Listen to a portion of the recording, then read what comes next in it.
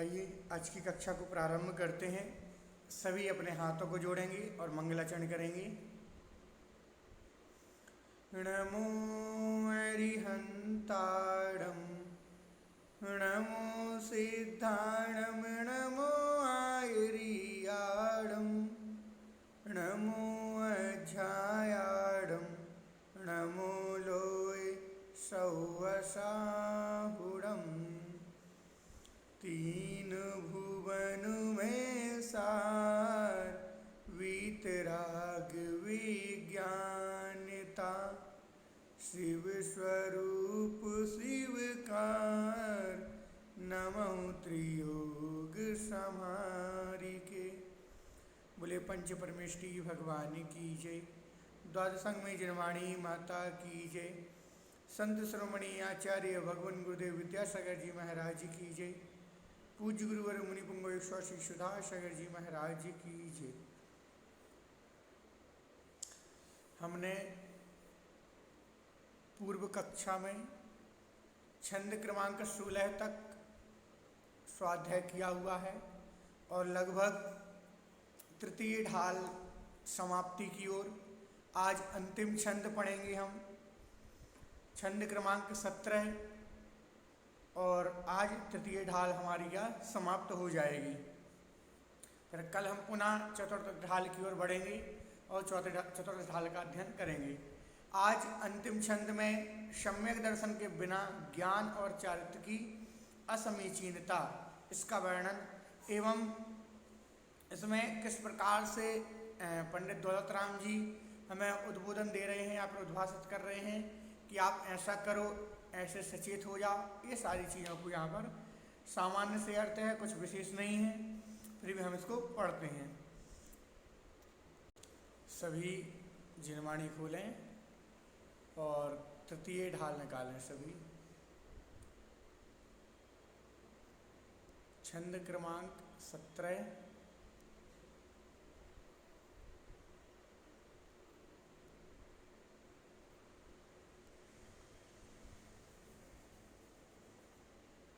सम्यक दर्शन के बिना ज्ञान और चारित्र का मिथ्यापना। इसमें मिथ्यापना शब्द दिया हुआ है, इसमें असमीचीनता दिया हुआ है, दोनों एक ही बात है। पढ़ते हैं। मोक्ष महल की प्रथम सीढ़ी या बिन ज्ञान चरित्रा सम्यकता न लह सुदर्शन धारो भव्य पवित्रा। दौल समझ सुन चित सयानो काल वृथा मत खोवे। यह नर भव फिर मिलन कठिन है जो सम्यक नहीं होवे। मोक्ष महल की प्रथम सीढ़ी या बिन ज्ञान चरित्र सम्यकता न लह सुदर्शन धारो भव्य पवित्र। दौल समझ सुन चित सयाने काल वृथा मत खोवे। यह नर भव फिर मिलन कठिन है जो सम्यक नहीं होवे। मोक्ष महल की प्रथम सीढ़ी या बिन ज्ञान चरित्रा। यदि आप मोक्ष जाना चाहते हैं और मोक्ष मार्ग पर चलना चाहते हैं तो सर्वप्रथम सबसे पहली सीढ़ी आपकी क्या होगी? सम्यक दर्शन। आपको कहीं ऊपर चढ़ना है तो उसमें पहली सीढ़ियों पर क्रम से चढ़ते हैं, एक एक सीढ़ी पर। तो उसी प्रकार से यह कह रहे हैं कि यदि आप मोक्ष महल में जाना चाहते हो, मोक्ष पहुंचना चाहते हो, तो उसकी जो प्रथम सीढ़ी है, पहला जो आप कदम रखोगे ऊपर की ओर, वह क्या होगा? सम्यक दर्शन होगा। और जब तक सम्यक दर्शन नहीं है तो याविन ज्ञान चरित्रा, उसके बिना जब तक सम्यक दर्शन नहीं तब तक ज्ञान भी नहीं और चारित्र भी नहीं। सम्यकता न लहें सो दर्शन धारो भव्य पवित्रा। अर्थात यदि आपका सम्यक दर्शन नहीं है, सम्यकता न लहें। सम्यकता शब्द का यहाँ पर अर्थ निश्चयता और समीचीनता दिया हुआ है, तो इसको वो सम्यक दर्शन वाला सम्यक ना लें। तो यदि हम प्रथम सीढ़ी को नहीं चढ़ते हैं तो ज्ञान चारित्र भी प्राप्त नहीं होता, और जब तक हमें ज्ञान चारित्र प्राप्त नहीं है, सम्यक दर्शन प्राप्त नहीं है, तो हमारे लिए वह मोक्ष मार्ग नहीं बन सकता। सम्यकता न लहे अर्थात सत्यार्थता को हम प्राप्त नहीं कर सकते। दर्शन सो दर्शन, इसीलिए सम्यक दर्शन को धारो, धारण करो, भव्य पवित्र हे भव्य जीव, इसलिए उस सम्यक दर्शन को प्राप्त करने का प्रयत्न करो। यदि सम्यक दर्शन नहीं है तो आपका ना तो ज्ञान हो सकता है सम्यक, ना सम्यक चारित्र हो सकता है। इसलिए किया हुआ सारा का सारा व्यर्थ हो जाएगा। हम कितना ही ज्ञान प्राप्त करते जाएं, कितना ही चारित्र का पालन कर लें, कितने ही संयम नियम पालन करें, लेकिन जब तक सम्यक दर्शन नहीं तब तक हमारा सम्यक ज्ञान और चारित्र भी नहीं होता। इसीलिए पहला, जब तक सम्यक दर्शन नहीं हुआ तब तक ज्ञान चारित्र भी आपको नहीं होगा। ये सोचो कि मैं चारित्र पहले प्राप्त कर लूँ, तो नहीं, आपको पहले चारित्र प्राप्त नहीं होगा, पहले आपको सम्यक दर्शन प्राप्त करना ही होगा। दौल समझ सुन चेत सयाने, काल वृथा मत खोवे। अब देखो, पंडित दौलत राम जी किसी व्यक्ति विशेष से नहीं कह रहे हैं, स्वयं से कह रहे हैं। वो कह रहे हैं, हे दौलत राम, अर्थात अपने आप को उद्बोधन कर रहे हैं, हे दौलत राम जी, समझ जाओ, सुनो, मैं कह रहा हूँ जो मैंने कहा है। चेत सयानो, और चित्त को बिल्कुल स्थिर कर लो, अपने चित्त को स्थिर करके सुनो और समझो मेरी बातों को। और काल वृथा मत खोवें, अपने इस समय को व्यर्थ में मत गवाओ। ये समय एक बार गया तो दोबारा नहीं आएगा। आज हम जो हैं कल क्या ना जाने, इस पर्याय में, मनुष्य पर्याय में, या फिर ना जाने किस पर्याय में हैं, किसी का कोई भरोसा नहीं। आज हमारी इंद्रियां शिथिल नहीं हुई हैं, अभी हमारी इंद्रियां पूर्ण रूप से काम कर रही हैं। अभी हम सही गलत का विचार कर सकते हैं, बुद्धि विवेक हमारा बढ़िया है, कोई परेशानी नहीं। लेकिन यदि हमारी बुद्धि क्षीण होने लगी, यदि हमारा विवेक काम नहीं करने लगा, इंद्रियां साथ नहीं दे रही हैं, उस समय यदि आप सोचो कि मैं सम्यक दर्शन को प्राप्त करने का प्रयत्न करूं या फिर धर्म को प्राप्त करने का प्रयत्न करूं, तो आप चाहते हुए भी प्राप्त नहीं कर सकते। क्यों? क्योंकि अब हमारी इंद्रियां क्या हैं, काम नहीं कर रही हैं। अब हमारा मन नहीं लगता धर्म में, अब हम एक एक घंटे या फिर कुछ देर तक बैठ नहीं पाते हैं। तो उस वक्त ये समय जो हमारा निकल जाएगा यदि, तो फिर उसके बाद में आगे कभी ये समय देखने को नहीं मिलेगा। इसलिए पंडित दौलत राम जी कह रहे हैं, मैं तो चेत रहा हूँ, साथ में आप भी जो इस छैडाला जी को पढ़ रहा है उसको भी चेतना चाहिए। यह नर भाव फिर मिलन कठिन है, जो सम्यक नहीं होवे। यह नर भाव मनुष्य पर्याय मिलना बहुत दुर्लभ है, कठिन है, जो सम्यक नहीं होवे।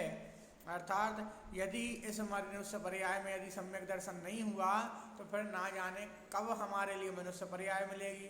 क्योंकि एक बार जिसको मनुष्य पर्याय मिली, अब जिस प्रकार से हमारे कर्म हैं, ना जाने हम कितने भवों के बाद फिर हमें ये मनुष्य पर्याय मिलेगी। हो सकता है हम ऐसे ही त्रयंच गतियों में, नरकों में या फिर देव गति में, कि ना जाने कहाँ भटकेंगे। तो इसीलिए हमें समझ जाना चाहिए, सचेत हो जाना चाहिए और अच्छे से समझ करके उस सम्यक दर्शन को प्राप्त करने का प्रयत्न करना चाहिए। यदि अभी प्राप्त कर लेंगे तो कर लेंगे, अन्यथा आगे चल करके हमारा कोई भरोसा नहीं, कल के दिन हम कैसे हो रहे हैं, कैसे हैं, कुछ भी।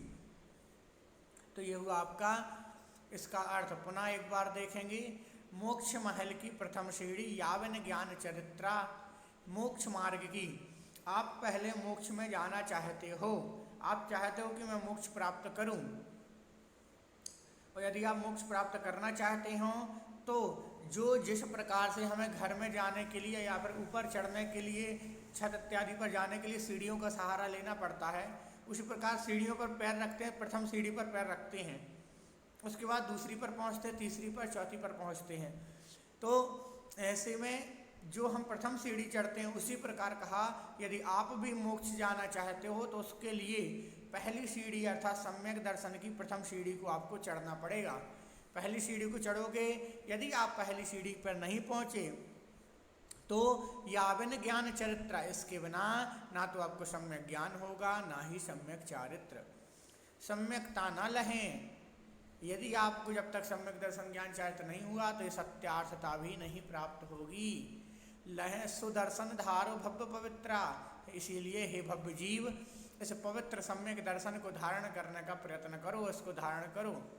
दौल समझ सुन चेत सयाने काल वृथा मत खोवे। दौलत राम जी कह रहे हैं समझो, सुनो और अपने चित्त को स्थिर करके कहो और इस समय को व्यर्थ में मत गवाओ। काल वृथा मत खोवे, इस समय को व्यर्थ में मत जाने दो। यह नर भव फिर मिलन कठिन है, यह मनुष्य पर्याय मिलना बहुत दुर्लभ है जो सम्यक नहीं होवे। यदि अभी सम्यक नहीं हुआ, सम्यक दर्शन प्राप्त नहीं हुआ तो आगे चलकर इस प्राप्त करने का कोई भरोसा नहीं कब प्राप्त होगा। देखिए अर्थ देखें, सम्यक दर्शन ही मोक्ष महल की प्रथम सीढ़ी है। इसके बिना ज्ञान और चारित्र में समीचीनता नहीं आती। इसीलिए भव्य जीव ऐसे पवित्र सम्यक दर्शन को धारण करो। दौलत राम जी अपने को संबोधित करते हुए कह रहे हैं कि हे दौलत राम, तुम समझो, सुनो और सचेत हो जाओ। तुम समझदार हो, इसलिए व्यर्थ समय में ना गमाओ।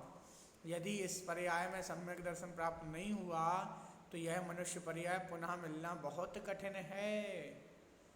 इस देखो तीसरी ढाल से हमें क्या शिक्षा मिलती है। इस तीसरी ढाल के अध्ययन से 3 बातें हमें सीख लेना चाहिए। पहली क्या है, जीवन में सच्चा सुख निराकुलता में है। जीवन में निराकुलता पाने के लिए सच्ची श्रद्धा, सच्चा ज्ञान, सही आचरण होना आवश्यक है।